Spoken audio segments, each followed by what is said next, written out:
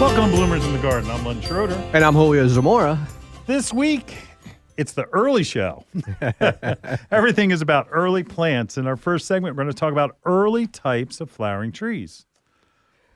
Next, we discuss early flowering shrubs. We'll tell you about some of our favorites in our second segment. In our third segment, we're going to discuss the earliest flowering herbaceous perennials. Now, that's a mouthful. And sure winners for your garden. The frost-free date is May 15th, but we know some of you push the envelope. So you try to get a jump on the season, but end up getting burned. Ooh.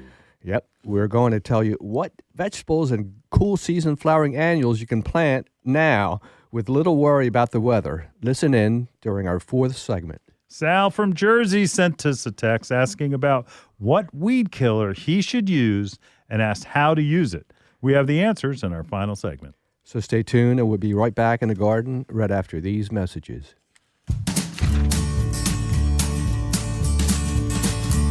Bloomers in the Garden is brought to you each week by Bloomers Home and Garden Center. Bloomers is an award-winning garden center just 20 minutes from Philadelphia. Bloomers has been providing expert advice turning brown thumbs green for over 30 years. At Bloomers, we want you to ask us every question, even if you think it's silly. We share information in a friendly, non-judgmental way that is meant to teach and spread the joy of gardening.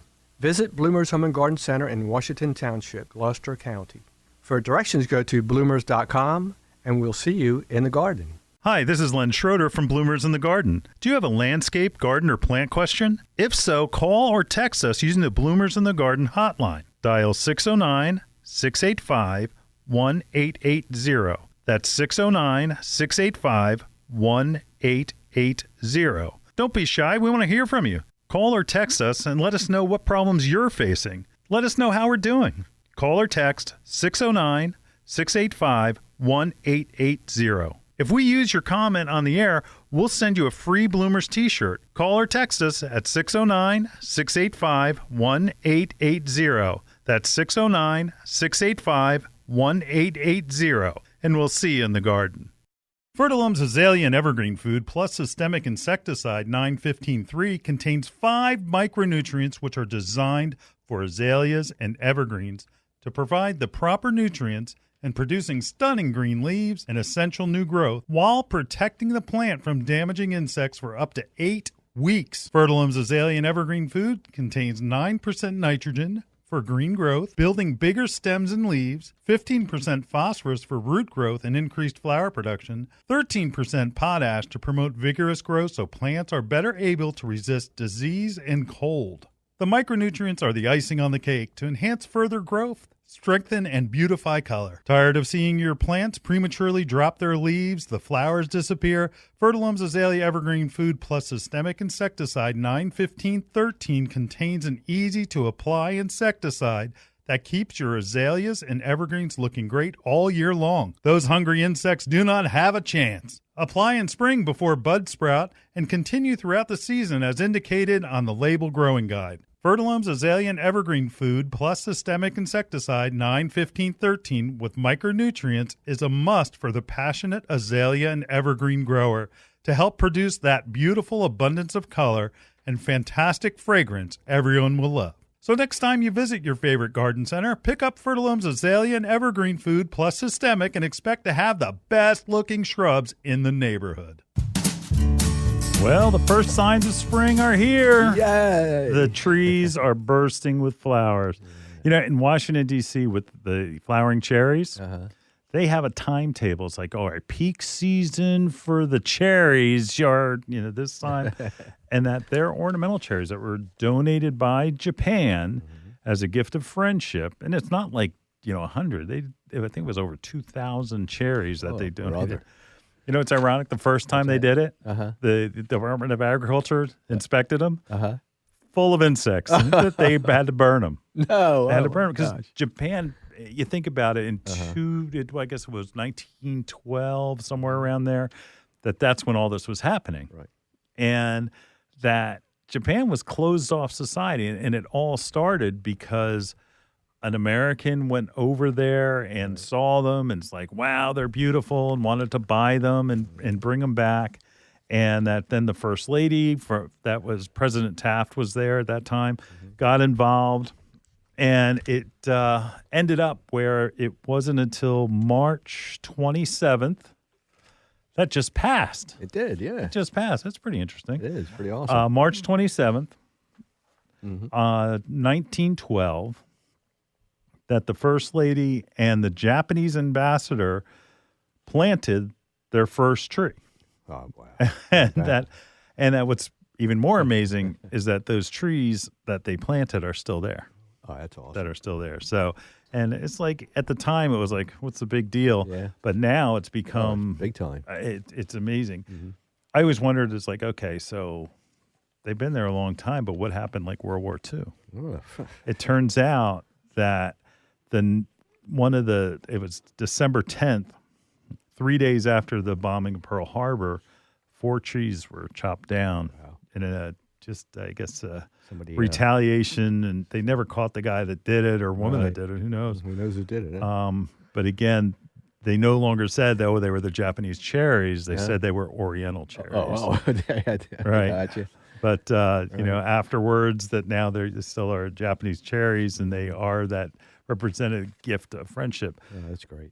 So that brings us cherries. Cherries are a great sign of spring, that there's different types of flowering cherry trees. And you want ornamental flowering cherries because you don't want to get like fruit tree cherries. Right.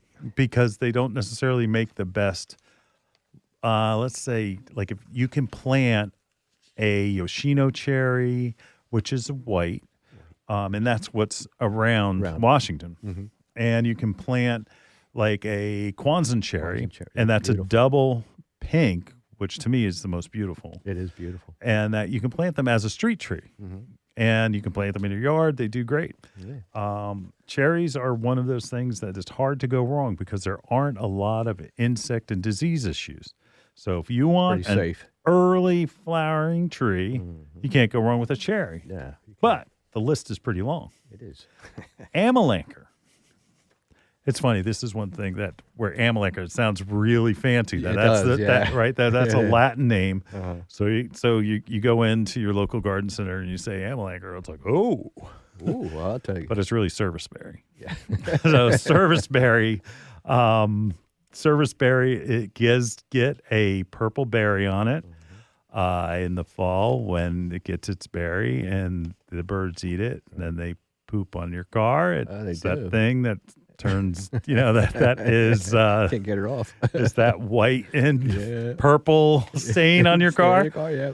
So I would not necessarily put this near the driveway. Okay, but it's still a beautiful. Oh, it's gorgeous. Early, no problem tree. Yeah, and to me it is beautiful.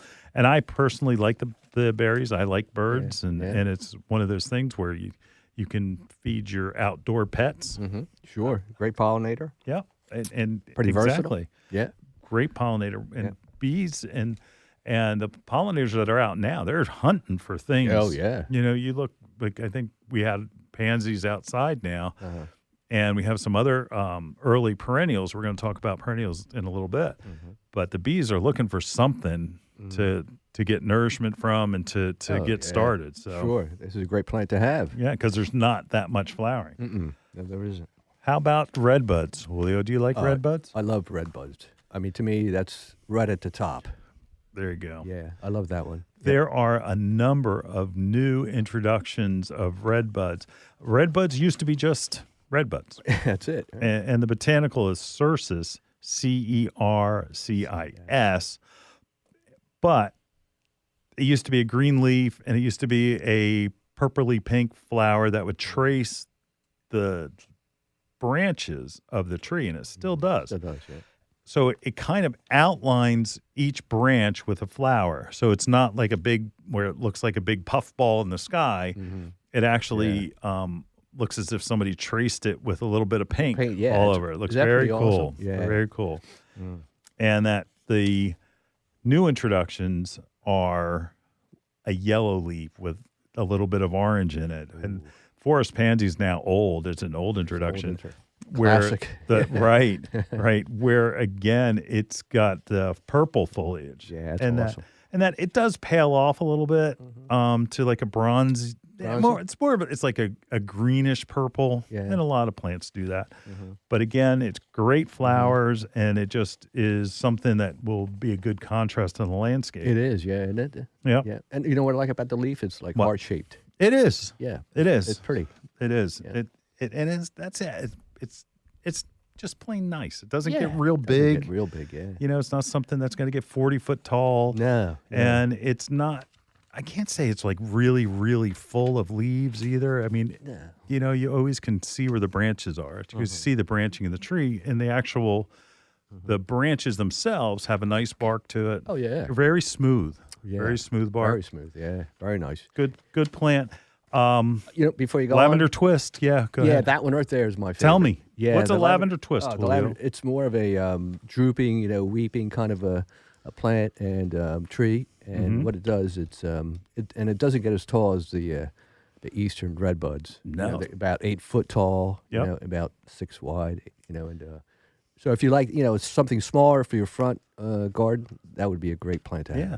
I mean, it could be within your landscape. So yeah. easily a corner plant or Corner plant. an accent tree. Great. Perfect choice. It is. Isn't Perfect it? choice. Now, dogwoods. Oh my.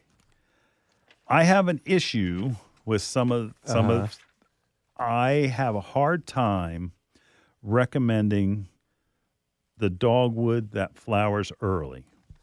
Cornus Florida, okay? When you look at the botanical name, it's Cornus Florida, like the state. And when you see that one, that's the early flowering dogwood. But the issue is they are susceptible to dogwood anthracnose and other diseases that can shorten their lifespan or have them look a little funny, and that it has been bred out by new varieties thanks to Rutgers University. Thank you. Thank you. Our home alma mater. Yes, sir. And but what we're trying to get at is Cornus Florida, and that's the pink flowering one. dogwood. When you look on the tags and go to your local nursery, your local garden center, and you say, okay, it's Cornus Florida, that's the one that flowers first and then gets its leaves. Cornus cusa, or some of the hybrids that are crosses, that they often get their leaves first, then their flower.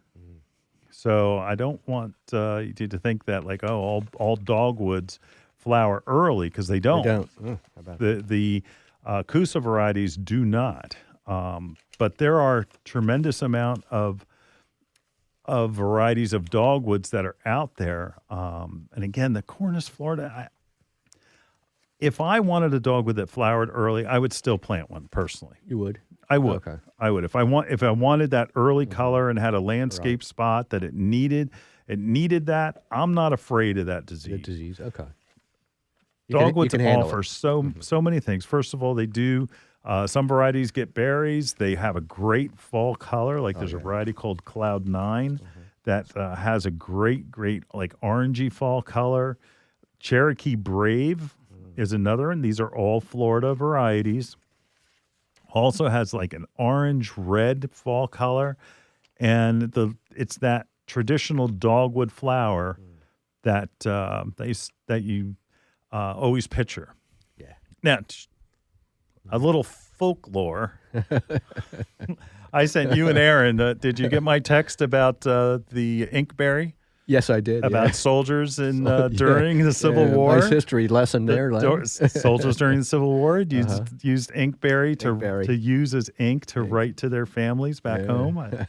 So this is right in there. So Right in when there. you look at a dogwood flower, the Florida varieties are rounded. The petals are rounded, and especially in the white, there's like a little dimple in the middle of each petal on the end. I see.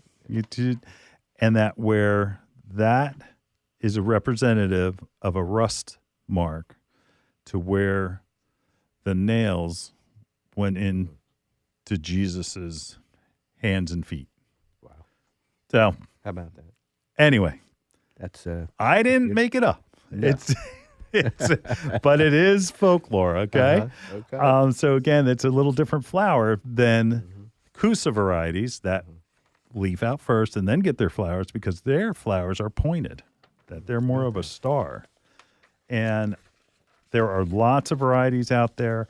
One of my favorites is actually, where everybody wants, do you have a pink dogwood? And often, and everybody, if you see somebody saying, we've got red dogwoods. Well, they're more red than the pink ones, but they're just really more pink. Right. So a lot of times they call it a red. Red, sort of. Yeah. But Venus is my favorite. And it's not because it's pink or a different color. It's white, but its flowers are giant. Its flowers are the largest dogwood flowers there are. They're massive. And it is developed by one of the professors at Rutgers, and he did the cross and it's science, right, Julio? It is. It's science, and that it does. Nurseries don't get enough credit. No. Venus is just it's filled with flowers. It's just huge flowers because it's a cross between a Kusa dogwood and a Pacific dogwood. And it has all the benefits of the Kusa varieties, but it's the blooms that you see that are just incredible. It's a beautiful tree, and it doesn't get real big, 25 foot tall, 20 foot spread, like most dogwoods. They're average. Yeah. But I'll tell you what, it's just one that I really like. And again, that's Venus dogwood, and it's a white. If you're looking for a pink, Stellar Pink. Stellar Pink, yeah. Stellar Pink's been around for a while, but again, it was the first introduction from Rutgers, I think, that it was just a great color. Scarlet Fire is another one that is a great pink, and you're seeing more and more Scarlet Fire dogwoods. A little darker, isn't it, than the pink? It is. Again, it's got that star-shaped flower, not that rounded flower. So dogwoods are a good choice, awesome. Yeah. but again, you're looking for the Florida variety if you're looking for an early dogwood, an early flower. Awesome. All right, Julio, give me another one. Magnolia stellata, which is a royal star magnolia, and it's really early. It's they're out now. They're out now, yeah. They're out now. We had some cold weather. Yeah, we have. I saw some of the flowers get hurt. Magnolias, and we're not talking about southern magnolias. No. We're talking about saucer magnolias. There's varieties that they'll come out, really. They come out almost before anything. Their buds are real big and fuzzy, and some people think that they're pussy willows. Yeah. It's like, no, they're not pussy. They are fuzzy. Right. But they start flowering really in March and into April, and depending on what the weather is like. Susan is one of my favorite. That's the one that a lot of people see, and it's purple, and it looks like some people call them tulip magnolias. Tulip magnolias, yeah, beautiful. Yeah, and it's a great choice. Another one that I don't think gets enough credit. What's that one? Are the crab apples. Oh yes, you hit that one. Ornamental crab apples. Okay, Yeah. Ornamental crab apples. I don't think there's anything more beautiful than a prairie fire crab apple in bloom. Yeah. It is tremendous, but people still have this thing, like, I don't know, like crab apples. Oh, I can pick them off and throw them. Right. You better have a really good arm because they're about the size of a small cherry. They really don't form the apples. And again, it's perfect for your wildlife pets, for the birds. The birds will eat them. They never become a major issue. And crab apples don't walk by the crabapple selections because there are too many good varieties that are out there. There's weeping varieties. Like I have a weeping white crabapple that cascades over my pond. Oh, is that wonderful? And it's all leaning over my pond, and it is Stunning, a work of art. Wow. It is a work of art, and it is beautiful. Again, prairie fire. Because again, the color is, how would you describe the color? It's deep pink. Yeah, like it's intense though. It is. It's like no other pink in the. No, you can't. You can't even think about the other pinks. Yeah, Really. like the other pinks are like, traditional pinks. It's like, Traditional, like, pink azalea. It looks like a pink azalea. Prairie Fire has a distinctive difference in the pink, it's just a better color, and it makes you stop in your tracks and like, look, wow. They call it a crimson buds. They call it crimson buds. Crimson bud. And a pinkish red, they call it too. Okay, then there you go. Yeah. Sergeant Crab is an old variety. There's Snowdrift, but again, don't walk away from crab apples thinking that they're getting apples. They are not getting apples. They are getting little like bunches of, looks like little hard cherries. Okay, and that's what you're really getting. Yeah, that's what you want, right? Quonset cherries again. Don't keep those. There's different varieties of cherries. I always think a unique variety is an autumn flowering cherry. It'll flower in the spring, but it also will shoot some flowers out in the fall. Wow. So something a little bit different. It is. And of course, weeping cherries. And when you go to your garden center and you ask for weeping cherry, they're going to say, well, what type? Right. And think of it this way. When you're deciding what weeping cherry you want, there's a kind that cascade down and are like an open umbrella. And if you look on our YouTube channel, you look on our YouTube channel, you'll see me. looking like I shaved. I don't have my beard. Yeah, I look at shaved you. my beard off, so you can see me without a beard. But also that I'm waving my arms out and making the look of a weeping. regular weeping cherry, Right. as opposed to the snow fountain weeping cherry. Think of it this way: one's an open umbrella, okay, so it gets wide. The other one's like a closed umbrella, and it stays tight to the trunk. I kind of like those better, just simply because they're easier to fit into the landscape. Yeah. So many people make the mistake of putting it like in front of a bay window, and all of a sudden, it goes, their house is in the dark. Where is because, they can't see out from under the canopy. Get out there to your local garden centers, guys. Now is the time to buy. Yeah. It is. The other thing is also a prunus family is thundercloud, purple leaf plums. I'm gonna probably get a hard time for this, but I would avoid any pears. Yeah, it's sad to say. It's because people are gonna the crotch point. Okay, right out of the gutter, Julio. Right. Crotch point in a tree is where the branch connects to the tree itself. Bradford pears were sold by the thousands. Oh, yes. And then what happened is that they all matured and they found out that the crotch point is weak, and you get a winter storm and all of a sudden the thing splits and all the branches are on the ground. It looks like, somebody just slid down and slid all the branches off. Amazing. And also, the old varieties of Bradford pears they're invasive. Yeah. They're invasive. So they've gotten everywhere.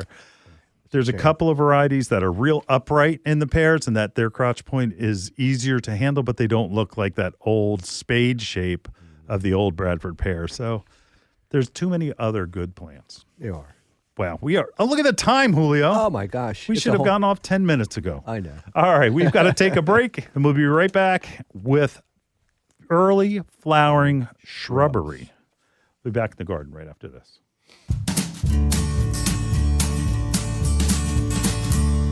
Hi, this is Len Schroeder from Bloomers in the Garden. Do you have a landscape, garden, or plant question? If so, call or text us using the Bloomers in the Garden hotline. Dial 609-685-1880. That's 609-685-1880. Don't be shy. We want to hear from you. Call or text us and let us know what problems you're facing. Let us know how we're doing. Call or text 609-685-1880. If we use your comment on the air, we'll send you a free Bloomers t-shirt. Call or text us at 609-685-1880. That's 609-685-1880. And we'll see you in the garden. Are you looking forward to a spring of vibrancy while using the best organically approved growing media for your annuals and vegetables? Coast of Maine's Sprout Island Organic Seed Starter has been created to set a diverse culture ideal for germinating seeds and root cuttings. Created using the best ancient composting techniques and new age mixing devices, Sprout Island Organic Seed Starter Gently combines kelp meal, worm castings, mycorrhiza, perlite, and sustainably harvested peat moss, establishing the most desirable setting to enhance new plant growth. Coast of Maine's Sprout Island Organic Seed Starter is available at these local retailers, or visit www.coastofmaine.com to locate one near you. Pickering Valley Feed and Farm, Exton, Pennsylvania. Ashcombe Farm and Greenhouses, Mechanicsburg, Pennsylvania. Espen Shades Garden Centers and Greenhouse, Lidditz, Pennsylvania. Your next houseplant is waiting for you in Bloomers Home and Garden Center's greenhouse. Bloomers recognizes that houseplant choices are as important to your interior decorating as the fabric on your couch. The right plant, paired with the perfect container, can bring a dynamic change to your home. A houseplant brings life to your world and connects your home's interior to the greater outdoors. Even a small succulent placed on your coffee table has a way of connecting your living room to the Amazon rainforest. How about an air plant in your kitchen? Looking for an indoor flowering plant to add color to your plant palette? Bloomers has a large revolving assortment of flowering beauties. From aglaonemas to ZZ plants, Bloomers Greenhouse is stocked with your next favorite indoor plant. Bloomers carries a large selection of pottery and containers to match your home's decor and make any of your plants more beautiful. Bloomers experts can help you care for your plants and have the fertilizer, insecticides, leaf shine, and specialty soils you need to grow healthy and happy indoor plants. Visit Bloomers Home and Garden Center's greenhouse and make every room in your home a living room. Visit bloomers.com for more information. That's bloomers.com, and we'll see you in the garden. You're listening to Bloomers in the Garden Radio. Listen anytime through your favorite podcast provider or hear us on the radio each weekend. Every Saturday morning, Bloomers in the Garden Radio is heard in Philadelphia and throughout the whole Delaware Valley, first at 8 a.m. on Talk 860 WWDB and again at 9 a.m. on AM 800 WTMR. On Sunday at 8 a.m., we can be heard through the New York tri-state area on Classic Oldies, 1250 a.m. WMTR. Thanks for listening, and we'll see you in the garden. Welcome back to Bloomers in the Garden. Well, Len, early spring flowering shrubs are always a joy to see. Yeah. When winter chills are still a recent memory, aren't they? Oh, they were this morning. Yes, they were. Yeah, we had freezing weather this morning. Oh, boy, did we. But what's flowering now? Ah, yes. Witch hazel. Number one, earliest, beats forsythia. It does. Earliest flowering plant you can get. In February. There is both a couple of varieties. Like the most popular is Arnold's Promise. Okay. Yeah. And it's Hamamelis is the botanical name. Don't worry about it. Yeah. Witch hazel. Arnold Promise is yellow, but there's also an orange variety, but I don't think it's that. It's not. It doesn't look like it's in flower. You're not sure whether it's leaves are still on it from the fall. Where Arnold Promise is a bright, cheery yellow. Yeah. Yep. Camellias. Oh. My camellias were blooming. Yes. Yeah, there's a lot of spring flowering camellias. We always talk about the winter, for instance, a Yuletide, which is a winter flowering camellia. But the spring flowering camellias are absolutely stunning. Yeah, really. Quick on a forsythia. Yeah, well, big, tall, 8 foot by 8 foot giant mound of yellow. Right. Andromeda, also known as Pyrrhus japonica. Very good. There are so many different varieties now. There are some, they used to only have white flowers. Now they have pink flowers, and that the plants are a little bit more dwarf. They always used to be a little bit more free-flowing and never really had a great shape to them unless you trim them. But now they're really a good plant.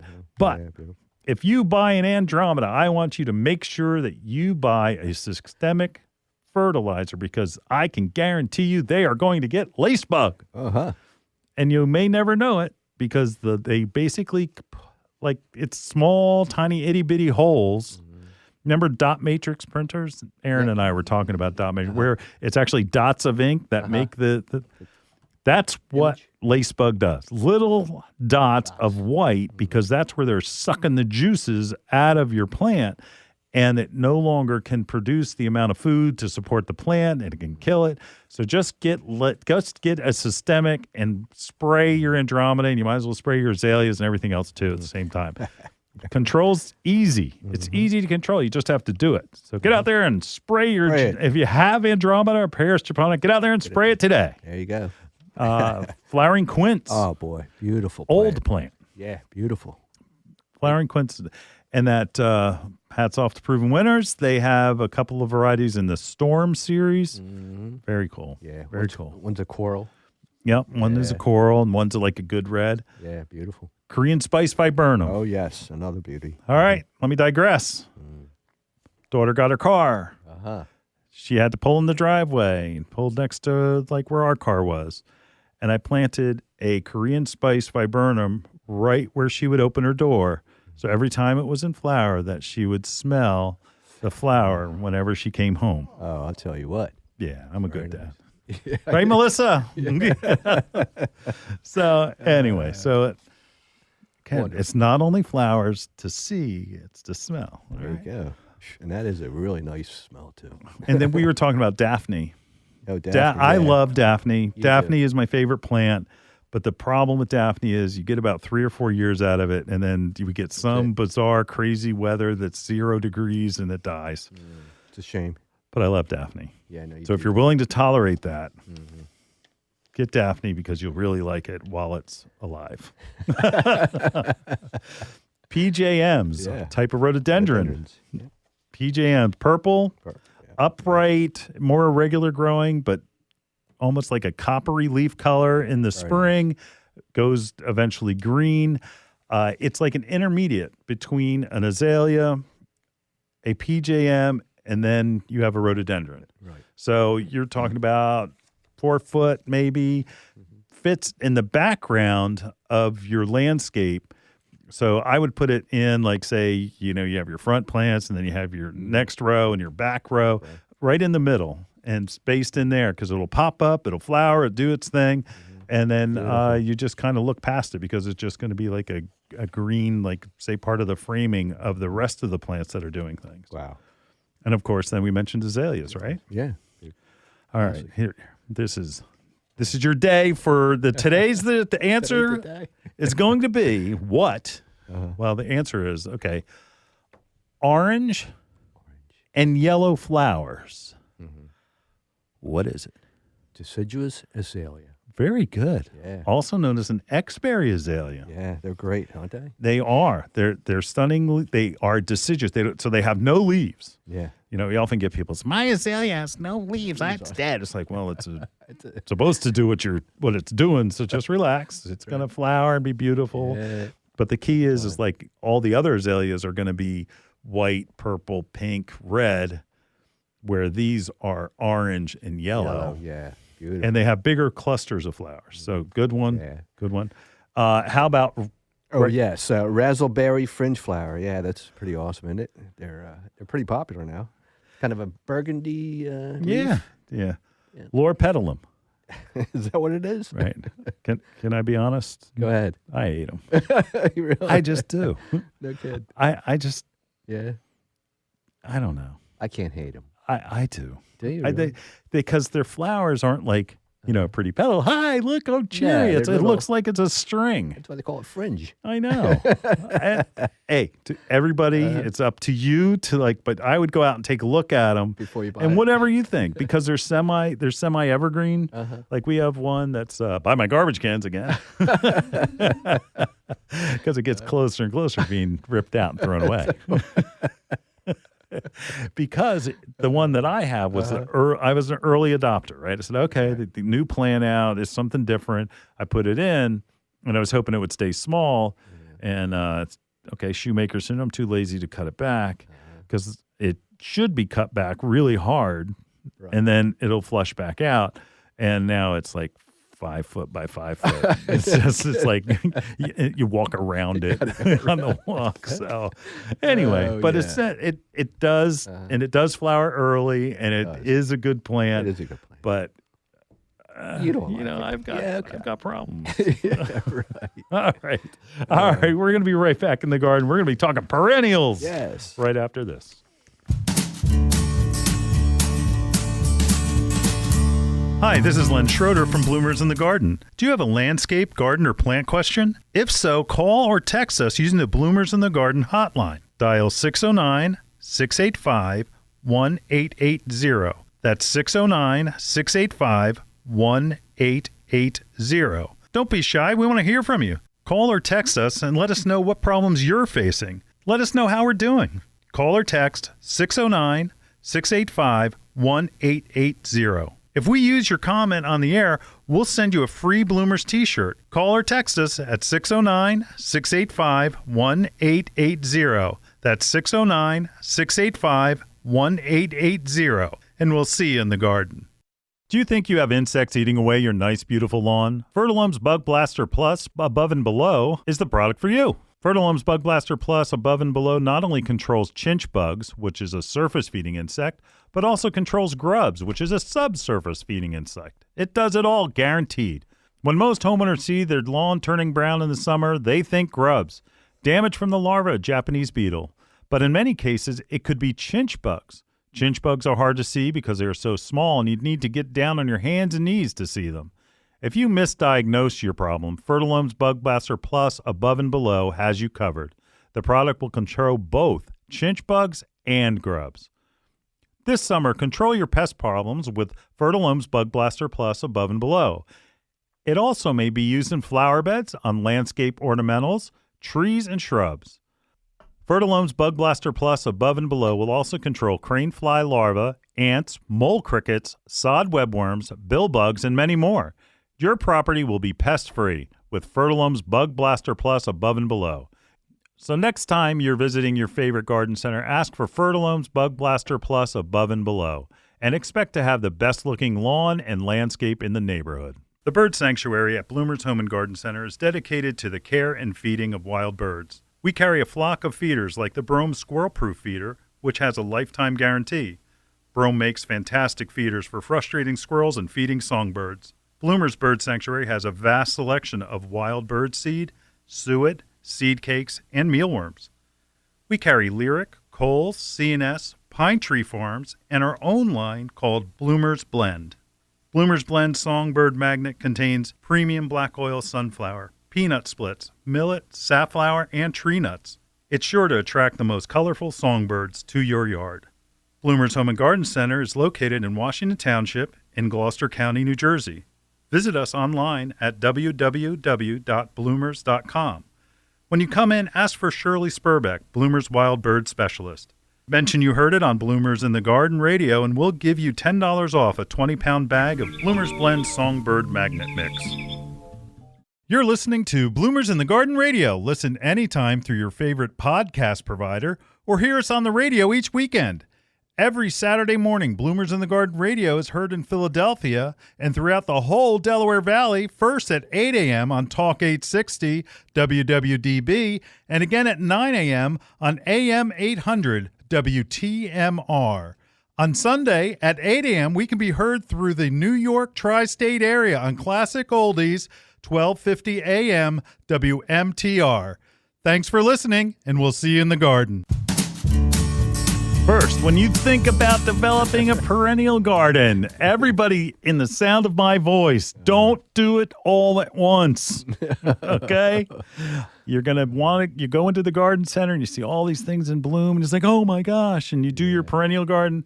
Guess what? It's only going to bloom, for those 2 weeks, and then it's done. You'll have all green weeds the rest of the year. Yeah, what happened? But we're going to talk about some of the plants that you should be planting right now that are going to flower. First up is Julio. What do we got? We got Hellebores, Latin Rose, one of the most beautiful plants you'll ever see, folks. Yep. They come out. Mine started budding in January, and now it's flowering beautifully. And you're going to have it for quite a while, February through April at least. It has everything. Evergreen, deer-resistant, rabbit-resistant. What else do you want? It's incredible. Yeah, really. It's incredible. And all through science. Oh, it's through They science. developed new varieties that will flower at the right time, but also now their flowers, rather than hanging down to where you'd have to lay on the ground and look up at the flower, they actually are, their heads are up, and you actually can see inside the flower the way you do with most others, because it had been a struggle. It has been, yeah. Lenten rose, called Lenten rose, because it flowers during the Lent season. And those of you that don't realize that Easter is actually all over the board. It could be in March, it could be in April. So it's covered because it blooms for so long. It blooms past Lent, no matter how late Easter is. So, and anyway, it blooms during that time, but I think that you'll get flowers and stay in it all the way through April into May for sure. For sure. Bleeding Hearts. Oh, yeah. I like Bleeding Hearts. Yes, so do I. It's like it's an old-fashioned perennial. It is, I really do like Bleeding Hearts. It's amazing how they look. Yeah. It looks like a heart. They do. They absolutely do. And there's the newer varieties. Like there's a red called Valentine that's out. Ooh, it's a dark color red, not pink. Not pink, but it's a really dark red, and it really is red. It's not just a dark pink, it's red. Wow. So I think that's cool. That is neat. Forget-me-nots. Forget-me-nots are a good ground cover, short, blue flower, but also can be a little leaning pink once in a while, kind of like a pink, like a blue hydrangea that doesn't have enough acidic soil and it's turning pink. Yeah, kind of looks like that. But little dainty flowers. Mountain pinks, huh? Mountain pinks. Wow. I tell you what, we're gonna do a show on mountain pinks. Yeah, we should, because it's called mountain pinks. But there are white mountain pinks, there are blue mountain pinks, there are red mountain pinks, but they're still called mountain pinks. And I know I don't want to get into a horticultural sparring match with anybody out there. They're creeping phlox. They are. Common name is mountain pinks. Yeah. But hey, there are other types of pinks, like there are June pinks. June pinks don't look anything like mountain pinks, but they will flower. They have great foliage. They almost look like a Elijah blue fescue, and then pink flowers come up out of it. So again, it's also, what else do we got here? Yellow alyssum. Yellow alyssum is okay. Yeah. If it was in your lawn, you'd want to kill it because you think it's a weed. Right. But comes back, easy to take care of, no mess, no fuss. Candy tuft. Candy tuft is it's a white, real pretty ground cover, does really well. And candy tuft is blooming the same time as mountain pinks, maybe a little earlier. What else, Julio? What else we got? We got dianthus, of course. You know, oh my gosh, dianthus. You talk about the mad scientist breeding program. Yeah, sure. There's so many new dianthus that are out there. Yeah, it's amazing. It used to be, give me the one with the blue foliage. Now, like, they all have blue foliage, and they have pink and red flowers. They have all different ones, and it's a great plant for the garden. Columbine. Columbine, yeah. Ooh. Columbine. I love Columbine. It is... another classic, you'd say? It is a classic, absolutely. Blues, pinks, and yellows. Yeah. And it pushes up a flower above the plant itself.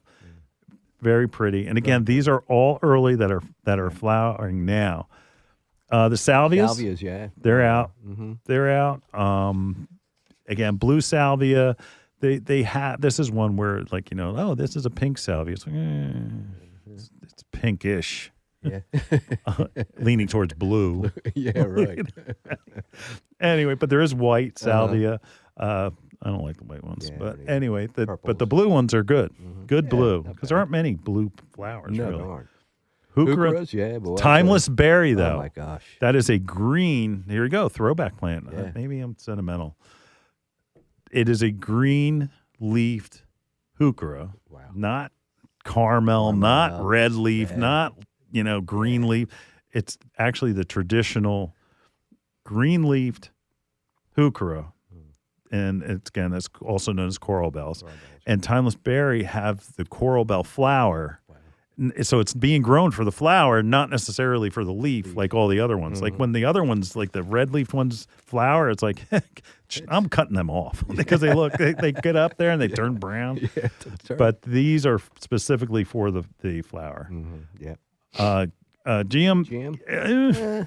It's not bad. It's coarse looking plant when it's not in bloom, but the intensity of the colors of orange and red, those are the ones, and yellows that's what really gets you. And again, this is early. You're not going to do your entire garden in this. You're going to place these around, not like plant them together.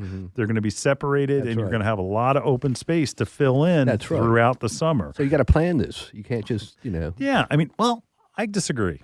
Yeah, just throw them in. And but don't put them next to one another. Okay. And don't fill your garden.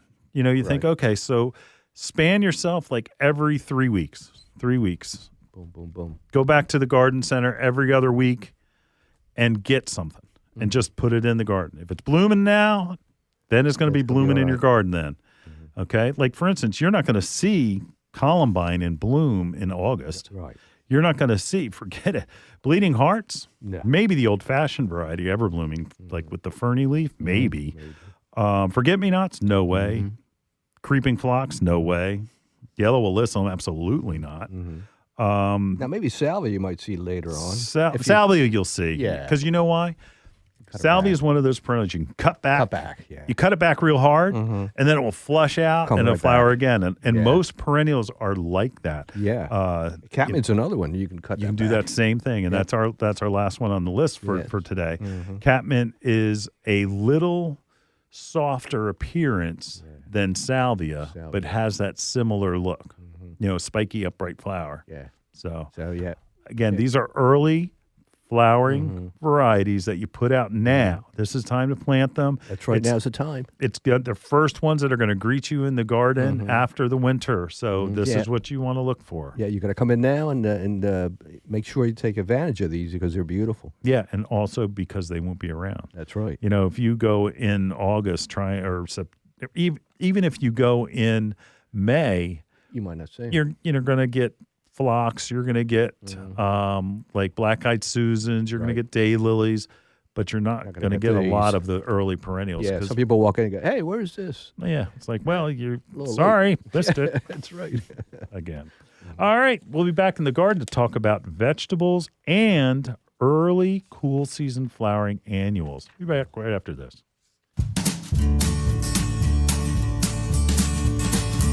Hi, this is Len Schroeder from Bloomers in the Garden. Do you have a landscape, garden, or plant question? If so, call or text us using the Bloomers in the Garden hotline. Dial 609-685-1880.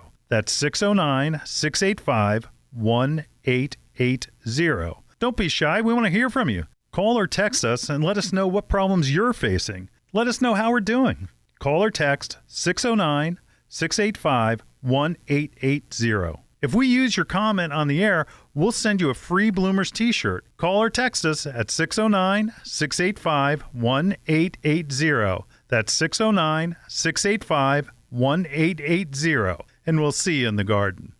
Your next houseplant is waiting for you in Bloomers Home and Garden Center's greenhouse. Bloomers recognizes that houseplant choices are as important to your interior decorating as the fabric on your couch. The right plant, paired with the perfect container, can bring a dynamic change to your home. A houseplant brings life to your world and connects your home's interior to the greater outdoors. Even a small succulent placed on your coffee table has a way of connecting your living room to the Amazon rainforest. How about an air plant in your kitchen? Looking for an indoor flowering plant to add color to your plant palette? Bloomers has a large revolving assortment of flowering beauties. From aglaonemas to ZZ plants, Bloomers Greenhouse is stocked with your next favorite indoor plant. Bloomers carries a large selection of pottery and containers to match your home's decor and make any of your plants more beautiful. Bloomers experts can help you care for your plants and have the fertilizer, insecticides, leaf shine, and specialty soils you need to grow healthy and happy indoor plants. Visit Bloomers Home and Garden Center's greenhouse and make every room in your home a living room. Visit bloomers.com for more information. That's bloomers.com, and we'll see you in the garden. Dreaming of a gorgeous garden? Give your azaleas, rhododendron, blueberries, and evergreens a powerful boost with their #1 acid-loving plant food, Espoma Organic Hollytone. Hollytone is a perfect blend of natural, long-lasting ingredients that nourish plants for stronger roots, faster growth, and bountiful blooms. Plus, it's easy to use and safe for people, pets, and planet. Visit Espoma.com for a retailer near you and helpful gardening tips. Espoma, a natural in the garden since 1929. You're listening to Bloomers in the Garden Radio. Listen anytime through your favorite podcast provider or hear us on the radio each weekend. Every Saturday morning, Bloomers in the Garden Radio is heard in Philadelphia and throughout the whole Delaware Valley, first at 8 a.m. on Talk 860 WWDB and again at 9 a.m. on AM 800 WTMR. On Sunday at 8 a.m., we can be heard through the New York tri-state area on Classic Oldies, 1250 a.m. WMTR. Thanks for listening, and we'll see you in the garden. We are back in the garden. You know, we talk about cold season annuals now, Len, and a lot of people come in and they say, oh, you know, what can I need color right now, you know, and so we have some plants for you right now in the garden center.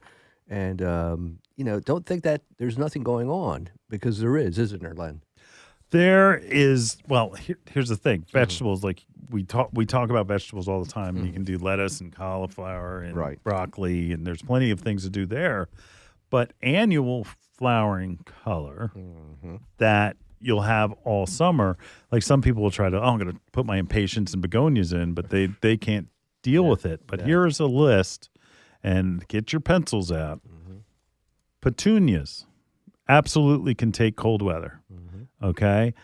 Snapdragons. Another one. Yeah. Absolutely can take cold weather. And we're talking about the frost-free date is May 15th. Right. Most of the annual flowering plants, you have to wait till after May 15th. These you can put them out there early. You can, yeah. Stock is another one. Alyssum, Dusty Miller.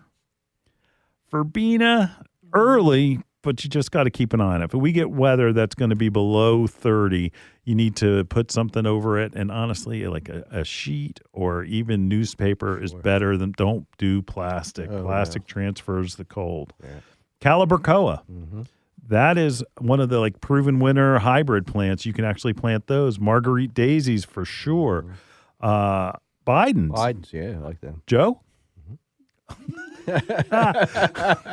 You know, it is April Fool's Day. I think he's speaking today. Anyway, that's another show. That's another show on WWDB. Anyway, Scaevola, absolutely. And of course, pansies. Of course, yeah. Get out there to your garden center. They're the ones with the knowledge. Ask them what you can plant now. And there are actually annuals that you can do. Sometimes if you get too you want to get started too early, you plant stuff, and all of a sudden they get set back, and somebody who waits, their plants look better than the ones you planted early. But the list that we just gave you, you can plant. You can do it. All right. Yeah. If you didn't catch those, remember, you can hear us on podcast, or you can look on YouTube and see Julio and I, and that you can catch it and rewind it anytime you want. There you go. We'll be back in the garden right after this.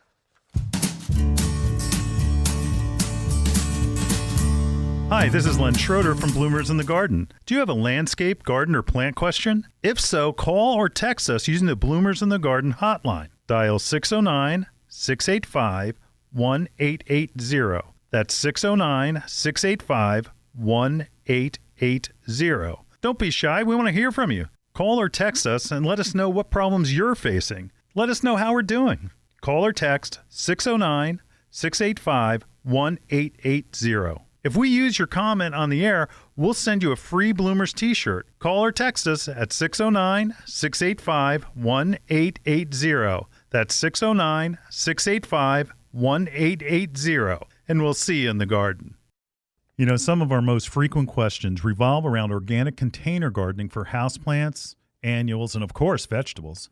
Coast of Maine's Bar Harbor Blend organic potting soil is a lightweight soil mixture made with salmon, blueberry, lobster, and other composts, as well as calcium and chitin-rich lobster shells, sphagnum peat, perlite, and kelp meal. It is a great soil. And Coast of Maine's Bar Harbor organic potting soil is rich in organic material, creating lush, disease-resistant plants that require less watering, less feeding. Its rich, dark brown color provides the perfect balance between water retention and drainage needed for healthy plants. Coast of Maine's Bar Harbor Blend organic potting soil is available at these local retailers. Staffers of Kissel Hill Home and Garden Store, Rohristown, Pennsylvania. Ashcombe Farm and Greenhouses, Mechanicsburg, Pennsylvania. Pickering Valley Feed and Farm, Exton, Pennsylvania.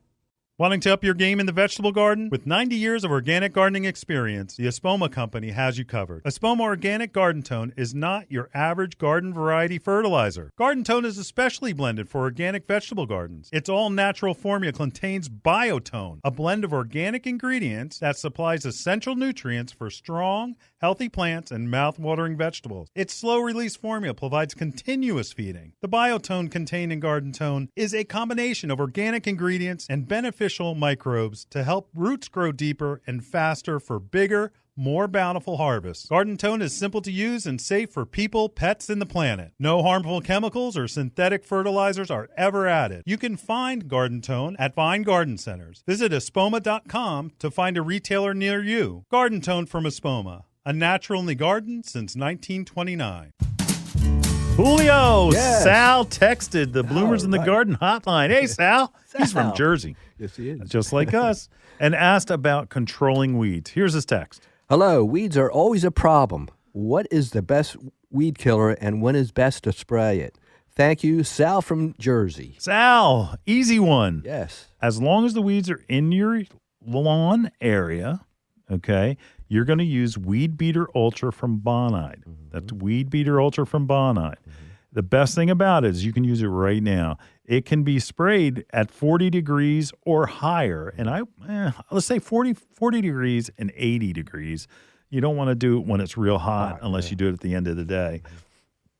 This will work. It'll control almost all of your broadleaf weeds. If you have issues with grassy weeds, that's another show.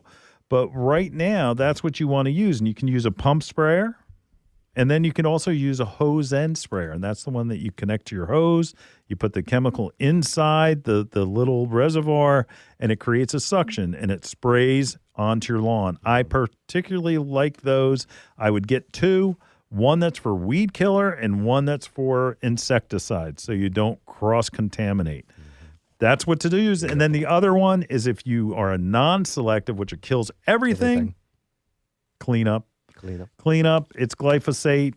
You can replant, but after a week, and it honestly does the best job. I hope that helps. And I'm sorry, but we were rushed. We're running out of time. So we're going to be right back right after this.